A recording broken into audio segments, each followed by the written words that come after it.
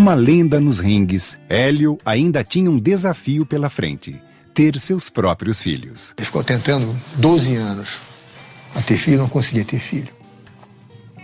Aí ele começou a ficar assim meio frustrado com o negócio. Sua mulher, Margarida, nem imaginava que não podia ter filhos. A minha avó, Carmelita, era uma mulher assim, muito autoritária. Parece que a mamãe tinha tido as trompas ligadas que impediriam que ela tivesse filho no futuro. Então a mamãe não podia mais ter filho e nem sabia. Com 18 anos de idade, brincando com boneca, com criança e boneca de um lado do outro, ela não tinha noção do que estava acontecendo. Transtornado, Hélio pediria conselhos a seu irmão Carlos, que sugeriu uma solução incomum.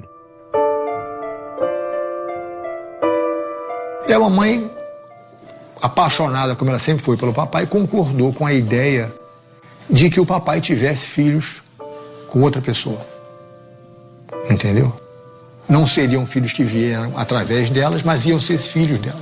A Margarida era uma pessoa muito inteligente, muito sensível e compreendia tudo aquilo. Apesar, naturalmente, das frustrações que ela tinha.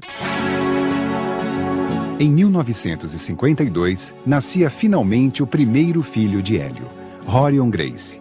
Nos anos seguintes, viriam Helson e Rickson. A escolha dos nomes dados aos filhos seguia uma lógica pensada por Carlos. A ideia do tio Carlos era botar nomes que não existiam. Com um nome completamente novo, a pessoa, a criança, não ia ter a influência das pessoas que vieram antes com aquele mesmo nome. Ou seja, abre a própria estrada, cada um com o seu próprio nome. Eu não sei até que ponto esse negócio funcionou, porque tem Grace de todo tipo. O fato de cada um ter criado a própria estrada não quer dizer que todo mundo tenha sido muito esclarecido, não. Em todo caso. E os novos Grace já saíam da maternidade destinados para o jiu-jitsu. Já sai rolando, né? Já nasce rolando no tatame. O brinquedo é o kimono. A academia é onde tem o playground. Era isso. No primeiro aniversário, 1 ano de idade, o bolo era um ringuezinho com os bonequinhos vestidos de kimono. Até hoje, quem nasce Grace vai ser sempre lutador. Para continuar a tradição. Depois, se tu quiser fazer o que você quiser fazer, você faz. Mas uma vez vocês vão ter que entrar no ringue. Já tive essa conversa com os meus garotos. Tem um de 13, um de 11 e um de 8.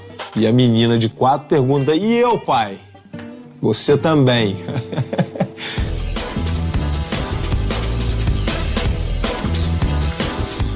Desde pequenininho, tanto foi feito comigo como eu faço com os meus filhos, a gente brinca com a mão para dar uma noção de defesa ou de movimentação. Comecei a treinar quando eu comecei a andar, né? Que eu fico brincando falando isso, que eu comecei a treinar assim que eu comecei a andar. Meu pai estava sempre: você, treina com você, vamos ver quem é o melhor dos dois. Sempre botando a gente para se pegar, sempre confrontando, sempre testando. Ah, sai daqui, rapaz, tu não é de nada. Não existe uma família com tantos anos, formando tantos campeões, fazendo uma mesma arte. Isso não existe.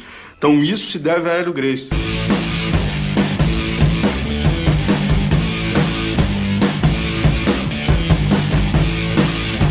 Meu pai sempre foi um general.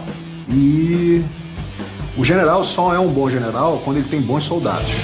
Afinal de contas, ele estava criando líderes. Isso é uma coisa que na família Grace tem muito. Tem muito líder e muito chefe, pouco índio. Para abrigar a família que só crescia, os irmãos Hélio e Carlos compraram uma casa em Teresópolis que se tornaria o retiro dos Grace nas décadas seguintes. Nunca vi uma casa tão maravilhosa. Era quase que você manter um hotel, era uma estrutura de hotel.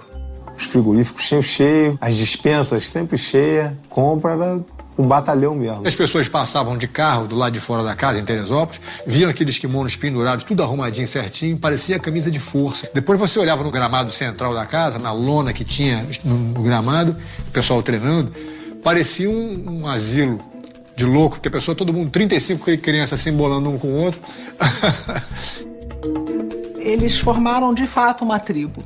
Era uma comunidade, a comunidade Grace.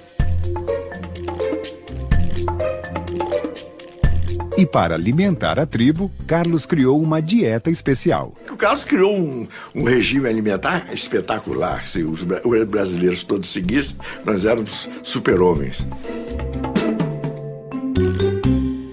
Essa alimentação era baseada na combinação dos alimentos, para que não desse fermentação e para que não desse acidez, para que não enfraquecesse o organismo para as doenças degenerativas e infecciosas. Baseado nessas conversas, eu vou lá do meu irmão, estou com 89 anos, não me lembro o último dia que eu fiquei doente, não me lembro quando é que eu fiquei doente, não sei. Se eu, Rório, hoje tiver que escolher, fico com a dieta ou fico com o jiu-jitsu, eu escolho a dieta. The Gracie diet is the beginning of all discipline in the Gracie family, and that discipline serves you in so many ways that you can't even imagine. E o resultado disso é que o pessoal realmente cresceu de uma maneira muito saudável. O papai atribui a saúde dele para poder lutar 3 horas e 45 minutos com o Valdemar Santana, que é a luta mais longa da história, porque ele estava com a saúde que permitiu ele fazer isso. Porque nenhum leão não luta 3 horas e 45 minutos. Esta luta histórica seria a sua última luta oficial. Valdemar foi criado com suquinho na Academia Gracie. O Hélio deu toda a sabedoria e o caso dos Gracie era Gracie. Por influências de inimigos do Hélio, resolveu desafiar o Hélio. E o Hélio, com aquele espírito guerreiro que ele sempre teve, né?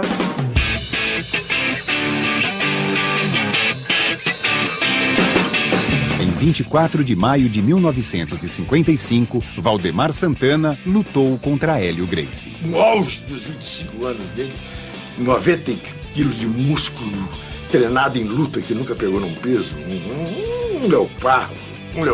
O Hélio já estava com 42 anos, destreinado. Ele conseguiu 3 horas e 43 minutos de briga sem intervalo, sem rounds. Uma coisa inimaginável.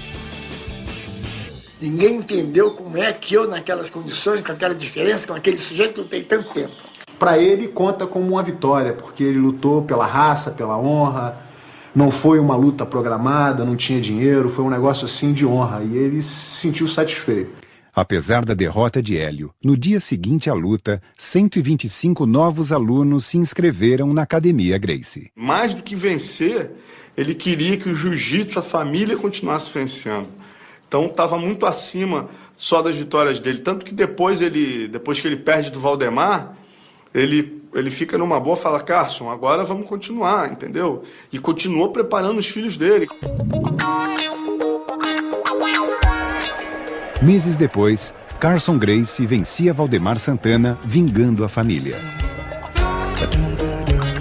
Hélio passou a se dedicar integralmente ao ensino do jiu-jitsu. Eu me lembro a vida inteira sentado, assistindo o papai dar aula de jiu-jitsu, abismado com a maneira dele apresentar o... Ele, acima de tudo, se considerava um professor de jiu-jitsu, antes que um lutador. If you learn something, you should share it. It's the best teaching methodology that I've ever seen. They never tell you what you're doing wrong. They only tell you how to do it right. So you don't ever have any negative impression. They're very, they believe in positive reinforcement, perfect, wonderful, good. A maioria das pessoas que procuravam jiu-jitsu, que procuram o jiu-jitsu, são pessoas que têm problemas. Problemas de insegurança, o jeito que sofreu uma humilhação no meio da rua, um garoto que sofreu uma humilhação dentro do colégio. Então, o professor de jiu-jitsu, o Hélio foi genial, ele tem que ser um pouco psicólogo, reforçar o ego das pessoas, chamar o jeito de campeão. E o Hélio era um mestre nisso, o Carlos também. O aluno dizia, olha, você fez psicologia? Eu dizia, não, aprendi com o Hélio Gracie.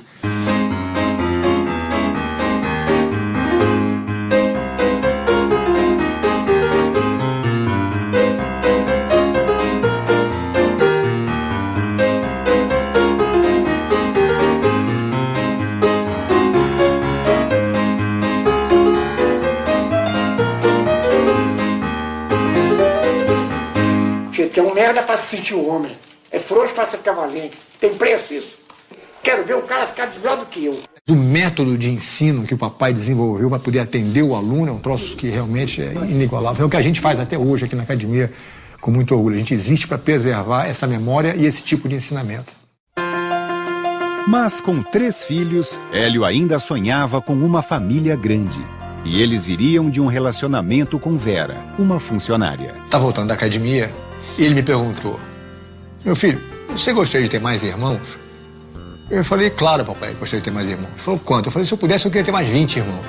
Ele olhou para mim e falou, olha, você não tem mais 20 irmãos, não, mas você tem mais 4. Mesmo sabendo da existência de uma outra família, Margarida continuou casada com Hélio. Porque o papai sempre dormia lá em casa toda noite. O cara era um artista mesmo, entendeu? Ele não ia dormir fora fim de semana, não existe. Toda noite ele dormia na minha casa.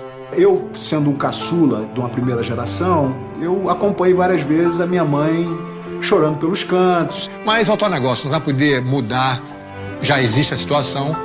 O papai decidido a continuar apoiando os filhos novos, que tem que apoiar mesmo de qualquer maneira, eu concordo 100%. Ele deu apoio à situação das crianças, a mamãe não ia ficar sozinha, então ela concordou e aceitou a situação. Mas a Margarida era uma pessoa que foi, vamos dizer assim, envolvida naquela visão de filhos. Não era a visão da mulher em si, a visão dos filhos, do respeito aos filhos, compreendeu? Ela, inclusive, chegou a ter um relacionamento com a Vera, saíam, faziam aquela junta. Quer dizer, aproximaram-se uma das outras. Mas eu não sei se no fundo do coração ela jamais gostou disso. Eu tenho a impressão que ela não gostava dessa situação. Mas eu cresci chamando a mãe do Rory, Margarida, de mãe também. Quer dizer, a minha mãe era mãe, a Margarida era a mãezinha. E ela introduzia meu filho também. E Hélio ainda viveria para ver seus filhos transformarem o Gracie Jiu-Jitsu em um sucesso internacional.